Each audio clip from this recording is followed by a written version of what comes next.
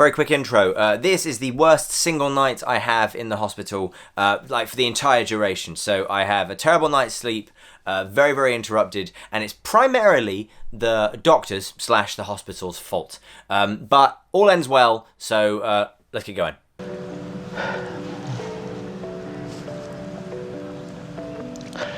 Okay, so it's about 3:30 on the 27th, I think. It's my second night in.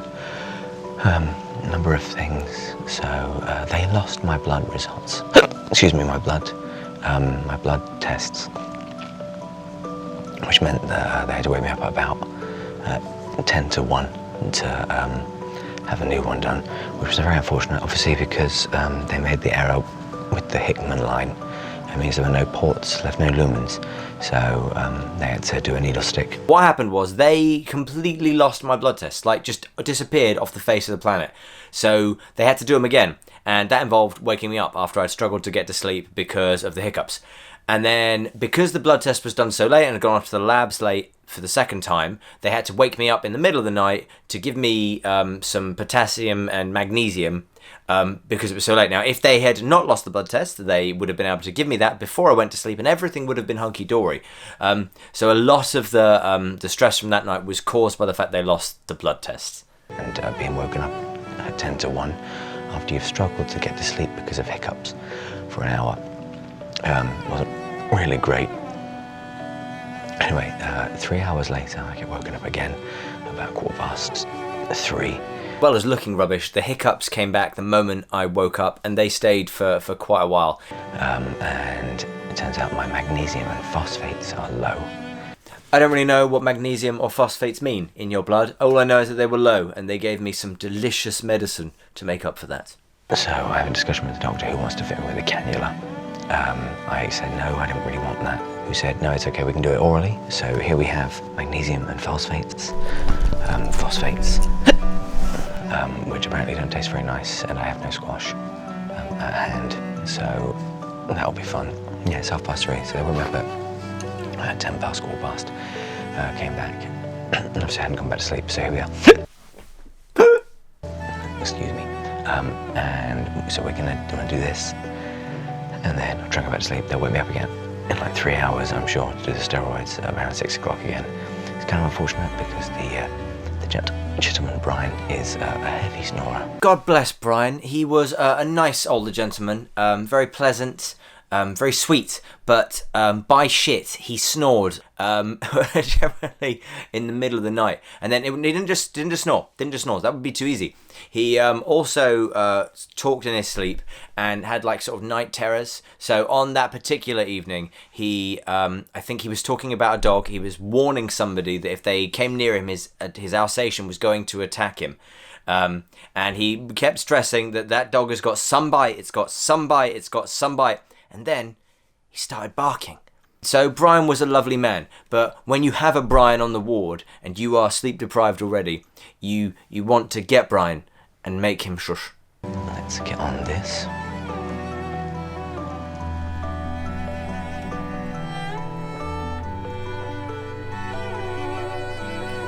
It tastes like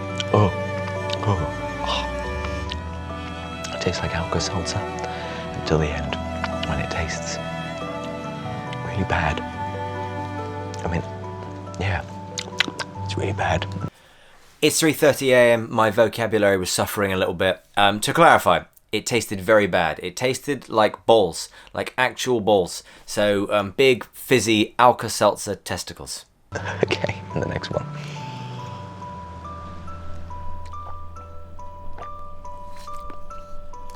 Yeah, that was better. Small bonus. Usually drinking in the night, I think I'll go have another wee, but I don't. Plus 5 points for the catheter, no getting up for wee. Disadvantage though, when you move, it feels like somebody's trying to tug out the inner lining of your penis. Anyway, I'm going to try and go back to sleep now, and you'll be back in the morning to complain about not sleeping. Is that right? Okay, it's Friday the 27th. I I'm doing this now in the late afternoon. It's 20 past 4-ish, mostly because I spent the whole day sleeping. And according to my wife, who came in to visit me earlier on, which was a very nice surprise. Hello there. Okay. Yeah, good, yeah. I look like shit. So I'm assured that I look less like shit now, which is very good news. So quick vlog. Basically, cyclophosphamide nearly finished in the bag here. Nearly done. And then on with the rest of the day. I've been given a couple of things, a couple of mouthwashes. If you'll focus. Yeah, this one and this one. I think this is to, it's like a preventative measure for ulcers and stuff like that. I'm assured by my wife that this one in particular is worse than having oral thrush. So I'm going to look forward to doing that 4 times a day. I will start that later on. Very exciting. Not much to report really for today. I felt really rubbish this morning. Quite fluey. I was full of fluid. I put on 6 kilos in the day and a half that I've been here. They told me to watch out for like big puffy ankles and that kind of thing. I didn't get any of that whatsoever. The entirety of the weight went on my stomach. I looked massive. It's funny because, you know, like 2 weeks later, the aim was going to be to put weight back on. So I put on 6 kilos and I probably went up to like, 11.5 stone.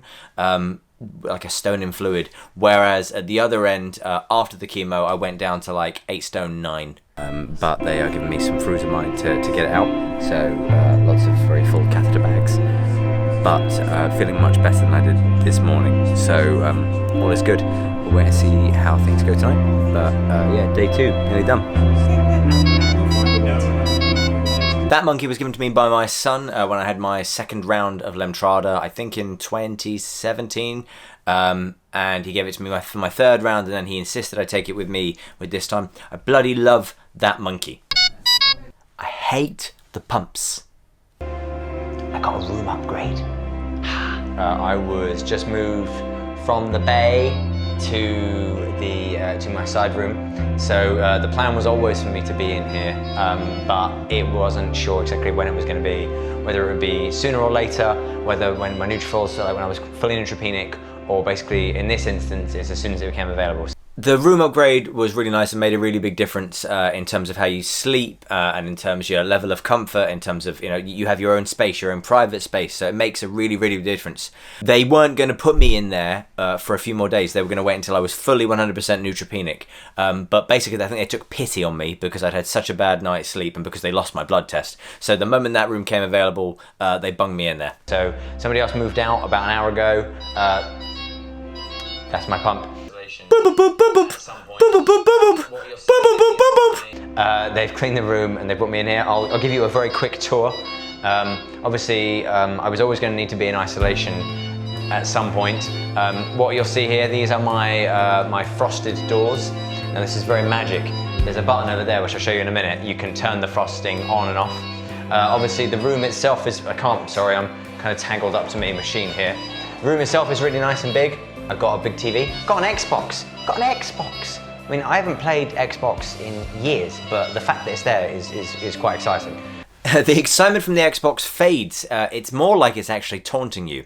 There are no games, and there are no batteries for the controller. It's mostly there just to mess with you. My lockers come with me. All my crap is all on the bed here. I'll show you my private bathroom. Hang on. Yep, private bathroom and shower room. Very exciting. Okay, let me show you the party trick of the doors. This is actually quite cool. Now, I've noticed literally the first time I've done it. Okay, so here is another switch. Okay, now look, so frosted, unfrosted. That with the doors is genuinely amazing. Like I'm a geek at heart, which I think has probably become apparent over the last few films. But those doors, that's incredible. Like you press a switch and they're see-through, and then you press another switch and they're it's amazing. I love the doors. Watch them again, and realize how good they are. Frosted, unfrosted. It's really good. It's really dim, but I quite like it. It's like having are you a person with an office who always has the door open or always closed? I don't know what kind of person I am. I'll be honest, I'm honestly a frosted person, but I think that would seem ignorant. And if I want the nurses to ever actually come and visit me and see how I'm doing, I think I should probably leave it unfrosted. So yeah, I'm in my new digs. Gonna be here for like 12 to 15 to 25 days, so I better get comfy. You were in there ages, and then you left, and then you came back again. I'm gonna unpack and sort out all of this shit, and I will do another one later on. But much happier, feeling much better than this morning. It's nice to be in this room. God bless Brian, but he's a noisy man at night. And as they are attesting now, these pumps are really loud, and that's not gonna stop me being in here. But generally, I'm hoping to get slightly more sleep in this room than I did in the other one. So fingers crossed, and hopefully tomorrow will be better. Finished! So the aim there was to a shorter vlog than a lot of the previous episodes. I don't mean for them to be like Lord of the Rings style long. It just so happens that the way they get chunked together that I think it makes sense. They're pushing sort of 15-20 minutes at a time. This one short. So this basically was the worst single night of the entire sort of 3 to 4 week stay that I was in hospital. Watching it again, I remember more how it felt, but it's a detached memory. It's like when something really hurts. It's like when there's a significant pain. You may remember that pain, but it's detached. It's not sharp. It's not hugely unpleasant. So there, I look like shit, but ultimately, it's not that bad, and going into that room makes all the difference. Next episode is I lose the battle of the cannula, so I think by the end of that episode I might be sort of hooked up on both arms, and it's the first time I get a really, really sad call from my son about me being in hospital. I think me being away for a few days has really started to take its toll. So it's less treatmenty than the next one, more watching me be miserable. So I'll keep that one short as well. But otherwise, thank you very much for watching. Please do like, subscribe, etc, etc. If you want to know when I upload something new, because at some point soon I'm going to stop posting into the HSCT Facebook groups. I don't think it's fair I spam them forever. If you want to know when I upload something new, hit the bell, because then you'll get an email when something new comes up. Thank you very much for watching, and I will see you in the next one. Bye-bye. Finished. So the aim was... Finished. So the aim for that was to be a bit quicker. It's a shorter vlog than previous... Bugger, I just realised I did that whole film without my backlight. So I'm sorry it looks like balls. I don't think I'm going to do it again. I can't bring myself to say all that for a second time.